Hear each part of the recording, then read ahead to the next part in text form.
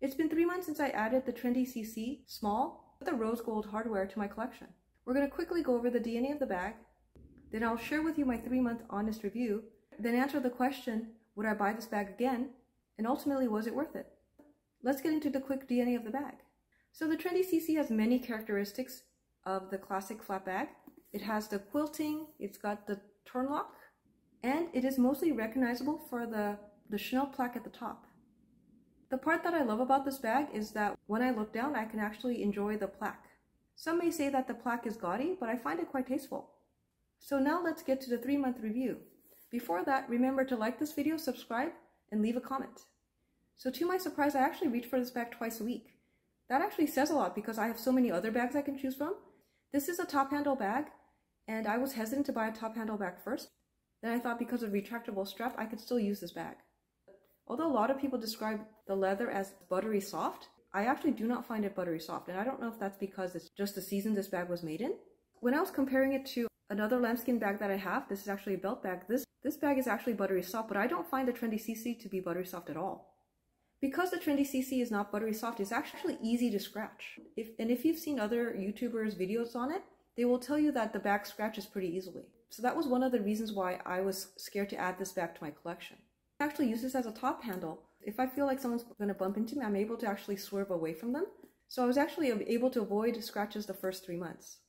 So although this bag is actually slightly taller than the medium large, I find that this bag doesn't fit that much more.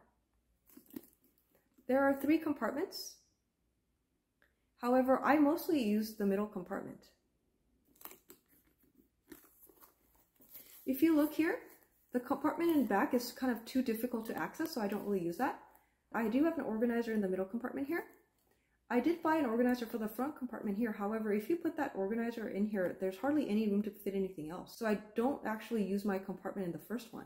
So here, because I mostly use this as a top handle and I have the chain inside, it actually takes up some room. You may have heard that the older models have the detachable strap. And because I find that I don't actually use this bag on the shoulder that much, I actually would have preferred the detachable strap. However, Chanel stopped making this bag detachable a couple of years ago, so that's not really an option for me. So let's talk about why I bought this at the store. So the Trendy CC is not a classic bag, which means that it does not come out in every season. This bag only comes out 3 seasons out of the year, and it actually comes out every other season, which means it comes out in the Cruise collection, released November to January, then the S collection, which is the summer collection, Spring Act 2, released March to June, and then the B collection, which is the Fall/Winter Act 1 collection, released from June to October. So I was in the market for a Trendy CC. When I was looking at the pre-loved market, most of them had scratches, they had corner wear, they had indents in the back. It was very difficult to find one that was in almost excellent condition, and if it did, it was a few $1,000s over retail.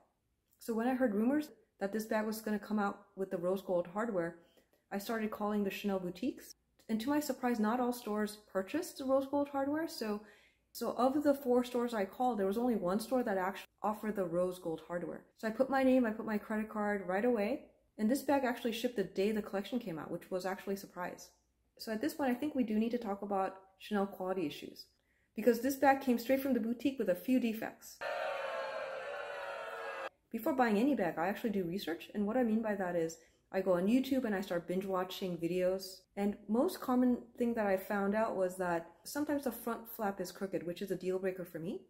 Knowing this was a lambskin bag, I thought maybe if the item was displayed at the store, it may have some issues, but coming straight from the boutique, I didn't think I was going to have the issues that this bag has. So first up, this bag came with creases. So you see creases here, and you see some more creases over here. So I don't know what could have caused this issue. They told me that the bag was shipped right away. They didn't even open it. So I don't know if this happened during shipping. I doubt it. The other issue is that, as you can see the side, it's not flat. It's a little bit denty. This is how the bag came straight from the store. As you can see that there's an indent right there. So the defects bothered me, so I reached out to my SA. And she basically said that if I wasn't happy with the bag, I can return it, but she cannot guarantee that she can secure me another bag. So then what I did was I called Chanel customer service, and they were able to source me another bag in Florida. And so they sent me photos, and that one didn't have these issues. However, because Chanel implemented the new quota system, the 1 bag per month quota system, I would actually have to return this bag and then buy the other bag in Florida. So I couldn't order both bags and see which one was in better condition and return one of them. So I thought about it, and the reason I ended up keeping this bag and not returning and ordering the other bag is there is a chance that when the other bag gets shipped, it could have other defects. And if the defects are actually on the front of the bag, that would actually be a deal breaker for me. So unfortunately, I ended up keeping this bag because at least the defects were not in the front. Yeah, I don't know how I feel about that. Because when you're paying these prices, I don't think it's too much to expect a brand new bag without defects. But because these bags are so hard to get, in this case, I accepted the defects. I'm not saying that you should also, but I'm saying that is what I did with this bag.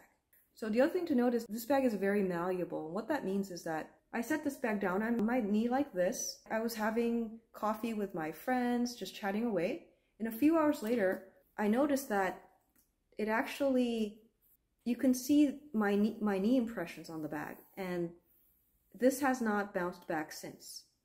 So yeah, to me, this is a bag that will wear in time. This is a very sensitive bag, and just even setting it down on your lap is going to cause the bag to be deformed.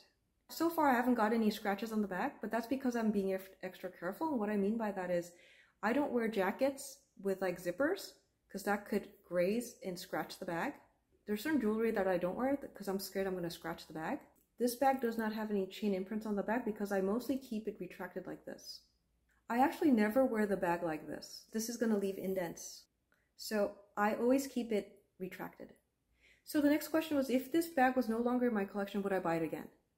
So yes, I would absolutely buy this bag in the rose gold hardware. I find the rose gold hardware version extra special because I have other Chanel bags with gold hardware. If I bought this with the gold hardware, I might not be reaching for it as much. So the question is, would I buy a second Trendy CC?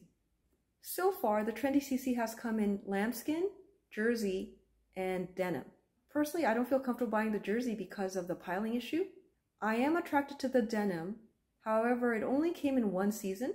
Because it came in one season, the pre-loved price for a denim bag is pretty high.